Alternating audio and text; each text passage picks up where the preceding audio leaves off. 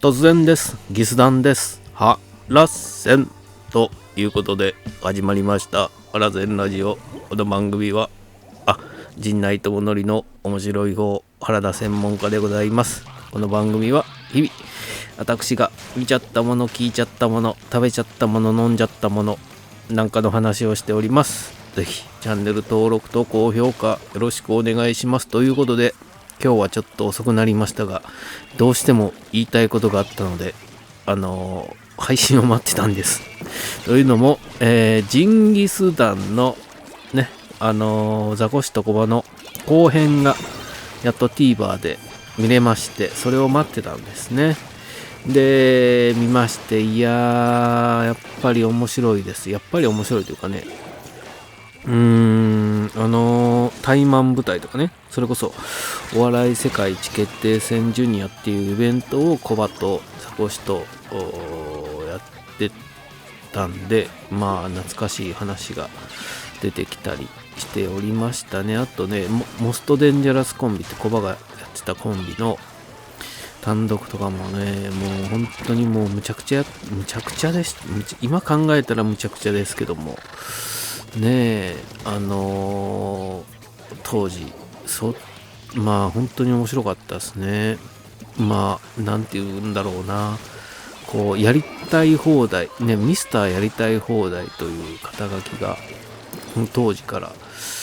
つけられておりましたからね、コバに関しても。なんでまあ本当にやりたい放題と言いつつ、そのなんていうんですかね、こうやりたい放題なんですけど、伝えることもちゃんとしていたというかね、こう例えばそのプロレスの文脈がわからない僕とかでもこう笑えるようなところに落とし込んでやってたわけですよっていうのは面白いですねっていうような話をジンギスタンでしてて、いやーこれ番組いいですねというか、もう本当に高俊さん2人がね楽しんで話を聞いて乗っかって、やってるっていうのは本当にいい番組です。5年続いてるそうですけども、あれは本当にいい番組ですね。それを TVer を介してこう全国津々浦々どこからでも見れるという環境をこの今の時代ね、本当にいい時代だなって思いますね。それこそね、コバとかザコシが当時やっていたようなイベントのね時なんていうのは本当に何も残ってないですからね。ビデオ回してたかなっていう、回してたのもあるし、ほとんどが回してないんですけど、回してて残っているんですが、そのテープはどっか行っちゃってるのか、僕も何本かねハイエイトで持ってるんですけども、すでにもうハイエイトを再生する機会が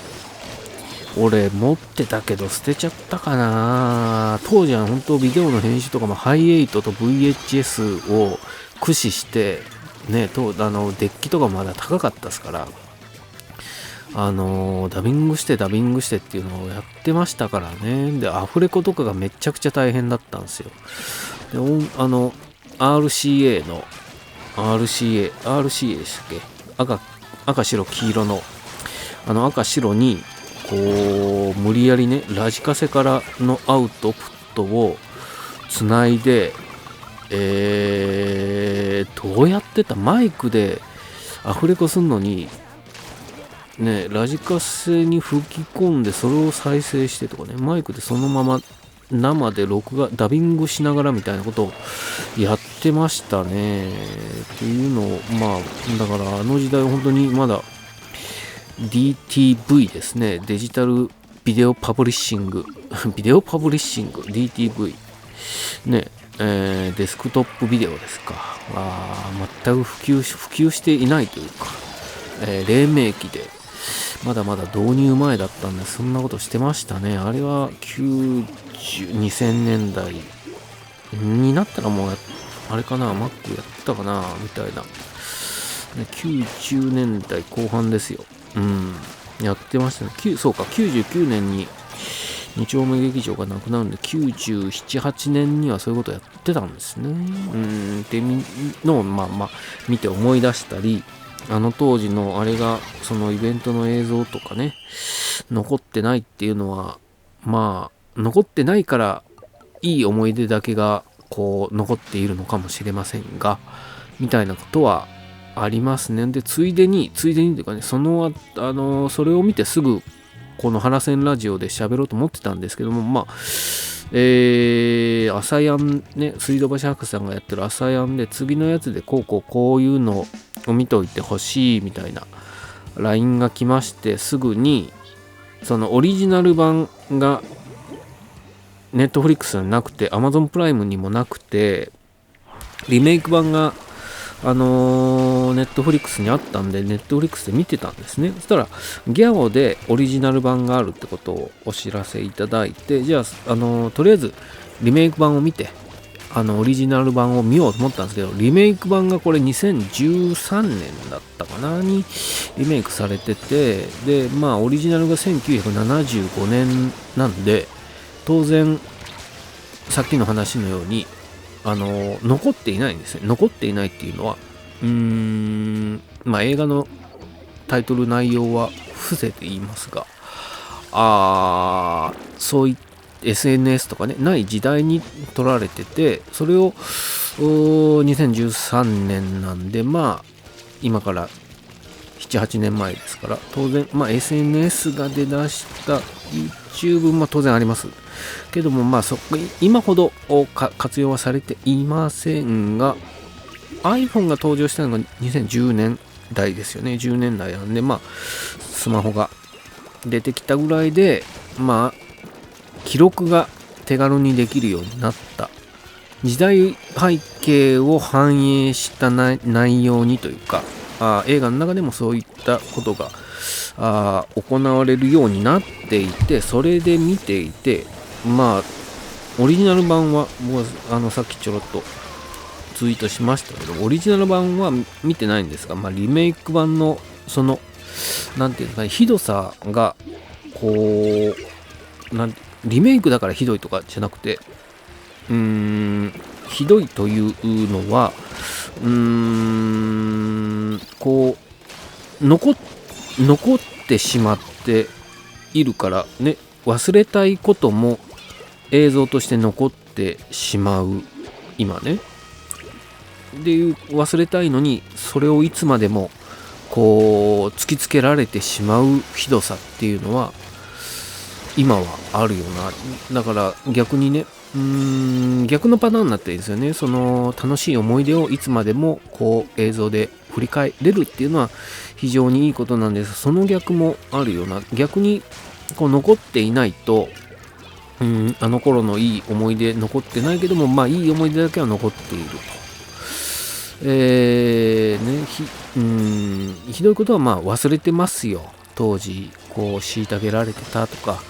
お金がなくてろくなもん食えなかったみたいな、後々美談になるようなことも ひどいことは忘れていい思い出として残るみたいなことがこう映像や録音録画で残ってしまうと、そういったものは事実としていつまでも突きつけられる、気持ちとは別にね、っていう時代は幸か不幸かね、忘れたいことって人はいっぱいあるはずですから